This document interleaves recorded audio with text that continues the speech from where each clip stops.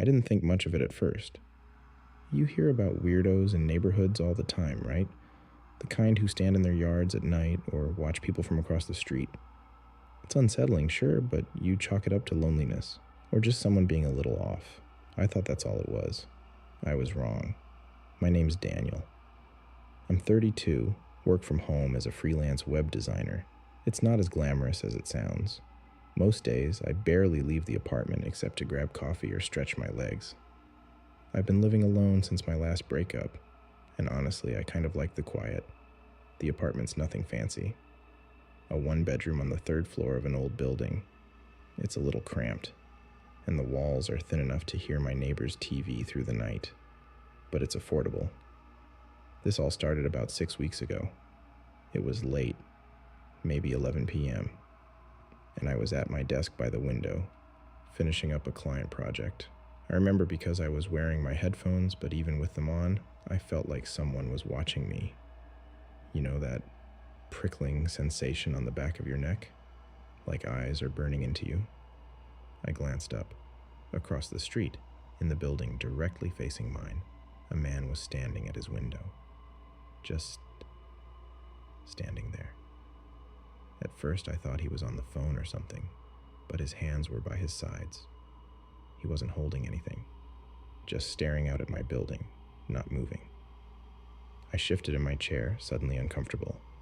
His window was dark behind him, no lights on.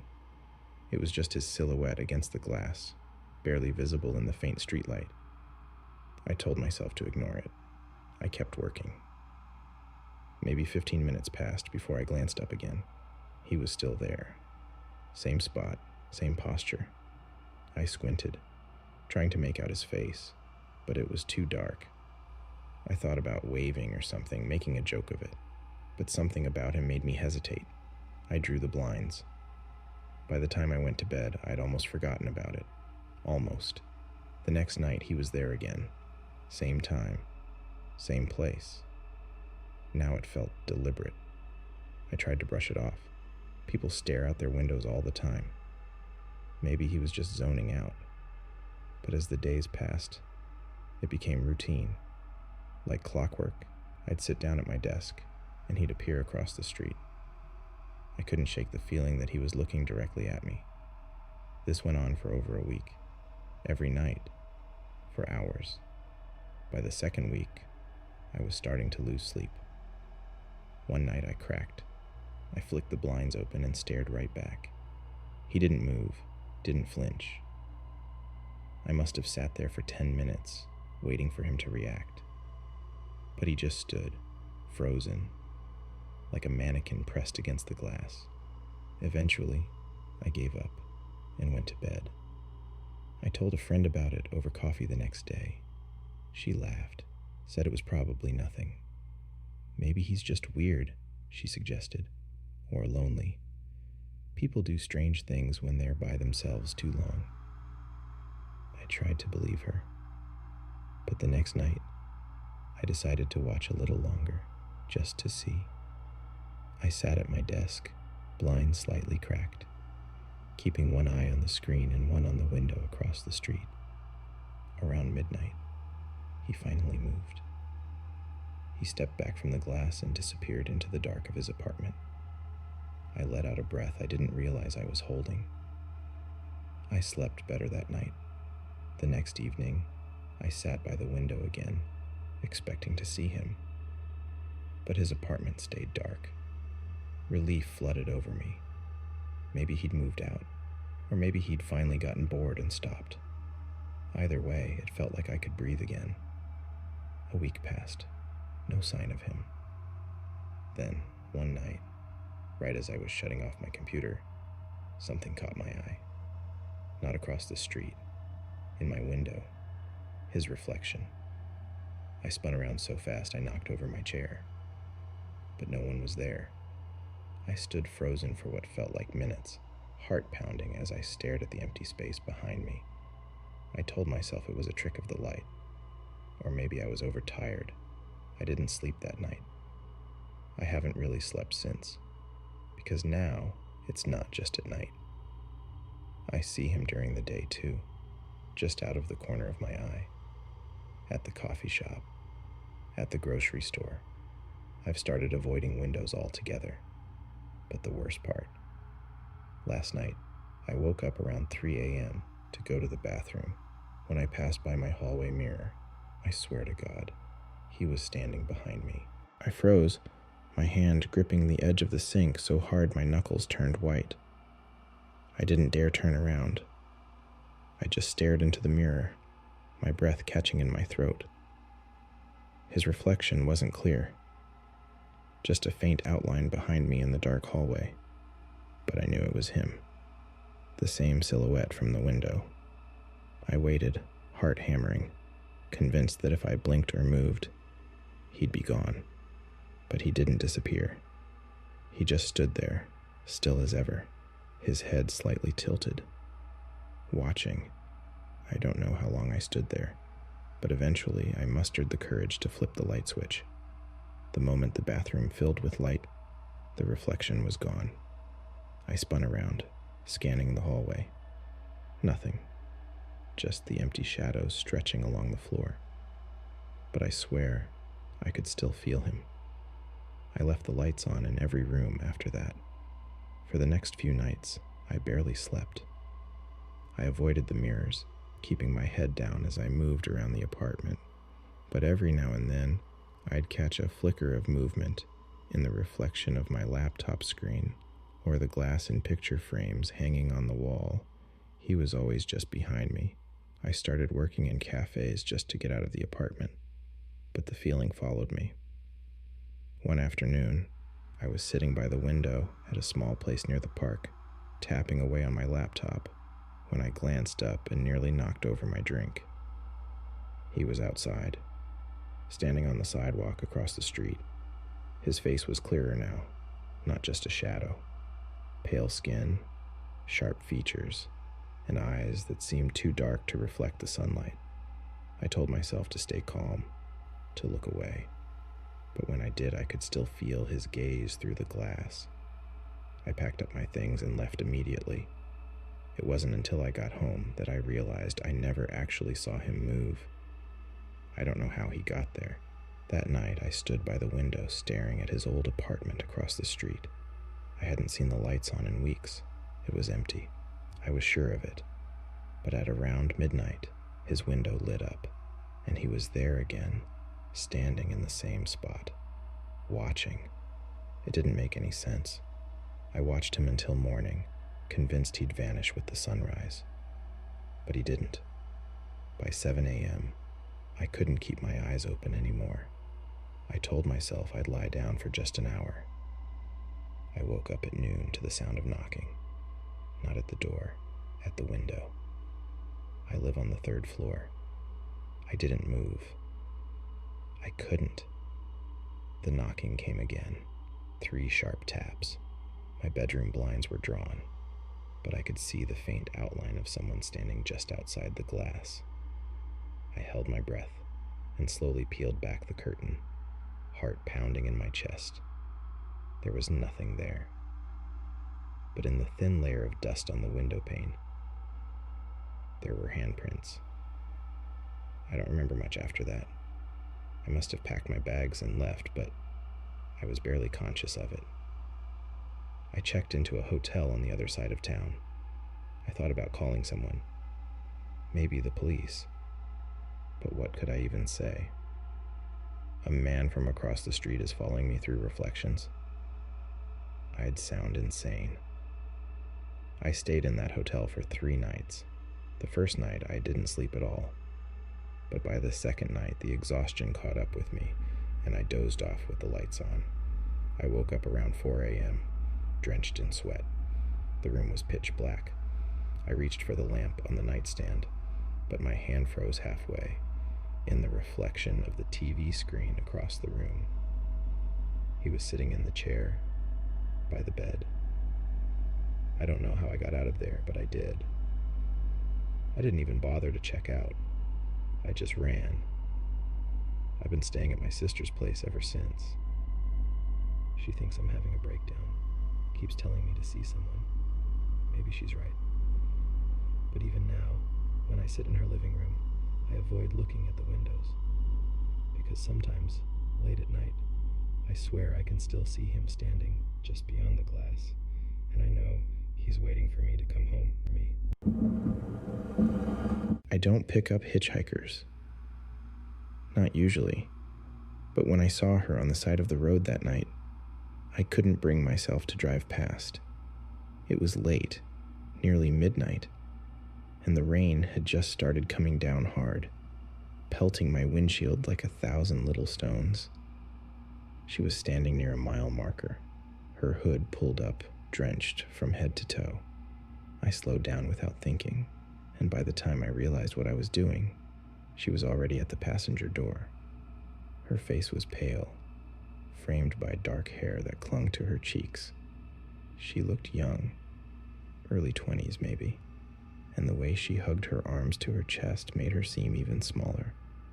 I rolled the window down just enough to hear her over the rain. "Need a ride somewhere?" She nodded, her eyes shadowed by the hood. "If it's not too much trouble, just to the next town." I hesitated for a second.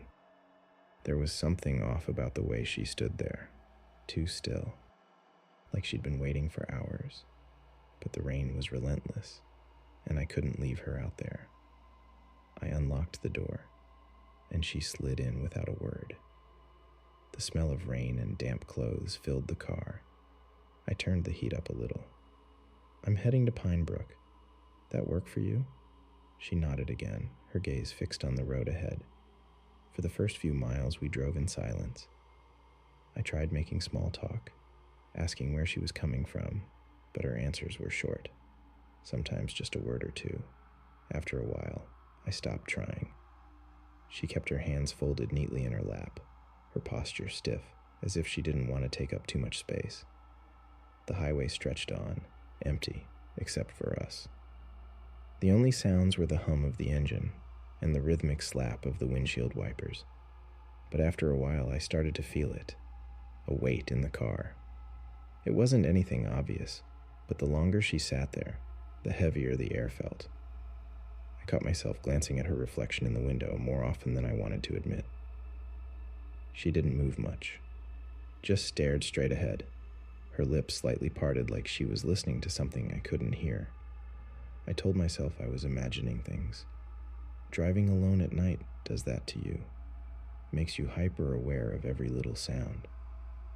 But then, about 20 miles from Pine Brook, I swear I heard it. A whisper. It was faint, so faint I thought it was the wind at first. But as I leaned forward, straining to hear, I realized it was coming from inside the car. I glanced at the woman. Her lips weren't moving. "Did you say something?" I asked, trying to keep my voice even.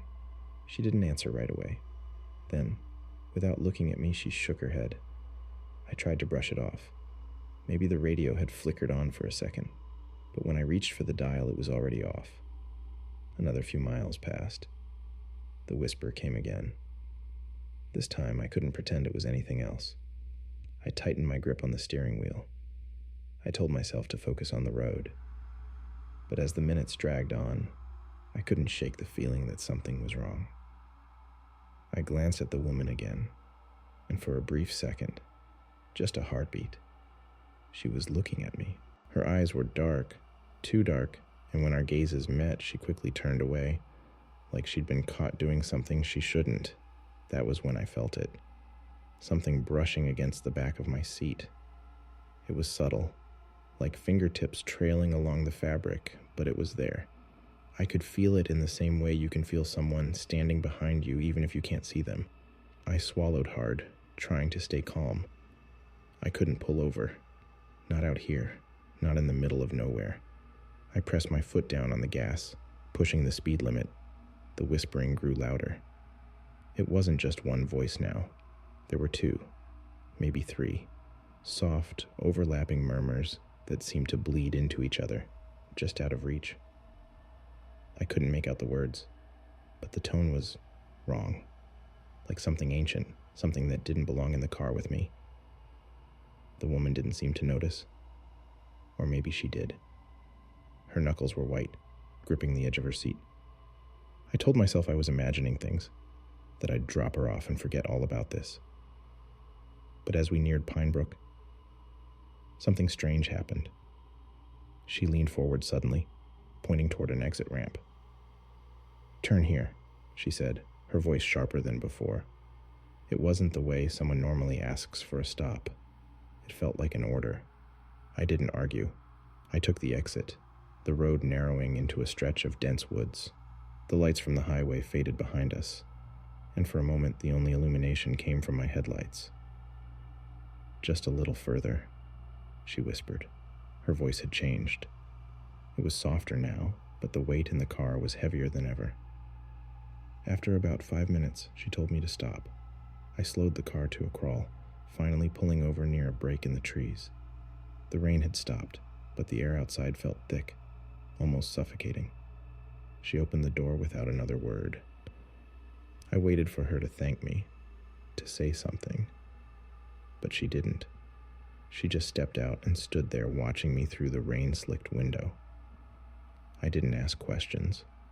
I didn't want to know. I pressed the gas, eager to leave her and whatever I'd felt in that car far behind me. But just as I was about to merge back onto the highway, I glanced at the rearview mirror. She was still standing there, and beside her, half hidden by the trees, there was someone else. Tall, pale, eyes blacker than the night around them. I didn't look back after that. I kept driving until I saw the lights of Pinebrook on the horizon, and I didn't stop until I reached the motel on the edge of town. I don't pick up hitchhikers anymore, but sometimes, late at night, I swear I can still hear the whispering right behind me. I've always considered myself a rational person. I don't believe in ghosts, demons, or whatever else people talk about when the lights go out. But what happened that night, I still can't explain it. It was last December, right before Christmas. My parents had gone to visit my uncle in another state, leaving me to watch the house for a few days. I didn't mind. I was 21, living at home to save money, and used to being alone. In fact, I was looking forward to the quiet. The first day passed uneventfully. I ordered takeout, watched a few movies, and stayed up too late. I didn't bother locking the back door until I went to bed around 2 a.m. This house wasn't in the middle of nowhere, but it was in one of those suburban neighborhoods where nothing exciting ever happens. Everyone knew everyone. It felt safe. By the second night, the snow had started falling, big, heavy flakes that drifted down lazily. It was one of those perfect winter nights, and I found myself staring out the window for a while, watching the snow pile up on the driveway. Around midnight, I decided to turn in. I checked the locks, front door, back door, and the small side entrance to the garage, just like my dad always did. Satisfied everything was secure, I climbed the stairs to my room and shut the door. I don't remember what time I woke up, but it was pitch black. The kind of darkness where you can't see your hand in front of your face. I wasn't startled awake by a nightmare or anything. It was just the sound, a faint creak. At first I thought it was the house settling. Old houses make noises like that all the time. But this didn't feel random. It was slow, deliberate. Footsteps. I held my breath and listened. Creak. It was coming from downstairs near the kitchen. I told myself it had to be something innocent. A raccoon. Maybe I forgot to shut the garage door and wind was pushing it open. But I couldn't shake the feeling that something wasn't right. I sat up, heart pounding, and fumbled for my phone. The screen's glow filled the room, and I instinctively glanced at the notifications. Nothing. I switched to the camera app, trying to convince myself this was ridiculous. I cracked the door open just enough to peek down the hall. Everything was still, quiet. But as I stepped out, the floorboards under my feet creaked louder than I expected. I winced, waiting. But there was no sound in return. I crept to the top of the stairs, holding my breath. The moonlight through the window faintly illuminated the living room below. I stood there for what felt like an eternity. Nothing. I was about to turn around when I saw it. The back door. It was unlocked. I was sure I had locked it. I remembered twisting the key and hearing the faint click. I gripped the railing, trying to decide what to do. That's when I saw the footprints. The snow outside was untouched, except for a single trail of prints leading up to the back door. I thought about calling the police, but what would I even say? There was no one inside. The house was empty, except for me. Still, I couldn't shake the feeling I was being watched.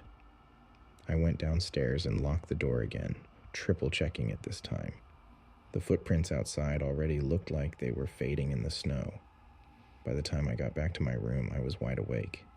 I kept telling myself that maybe I'd forgotten to lock it. Maybe I was too tired and missed it. I lay in bed, eyes in the hallway outside my door, phone clutched in my hand. I must have drifted off at some point because the next thing I remember was the sound of my phone buzzing on the nightstand. It was a text. Come downstairs. No number. I sat up so fast that my head spun. I stared at the message, trying to process it. I typed back, "Who is this?" No response. I got out of bed, phone light trembling in my hand. I opened the door and stepped into the hallway, but this time, I didn't bother being quiet. I didn't even make it to the stairs before I stopped cold. Someone was standing at the bottom. They weren't facing me, just standing there, facing the front door, as if waiting for something. I don't know how long I stood there, heart hammering so hard I thought it would burst. I tried to dial 911, but my fingers wouldn't work. The figure didn't move. Finally, I managed to choke out, "Who are you?" No answer. I wanted to run, but my legs felt frozen. I inched backward, step by step, trying to put as much distance between me and the stranger as possible. The figure shifted, turning slightly as if it heard me, but instead of facing me, it slowly walked to the back door. I don't remember much after that. When I woke up, it was morning. The house was empty, and the snow outside was pristine, no footprints. My parents came home that evening. I didn't tell them what happened. I searched the house from top to bottom, but there was nothing out of place, except for the lock on the back door. It was broken,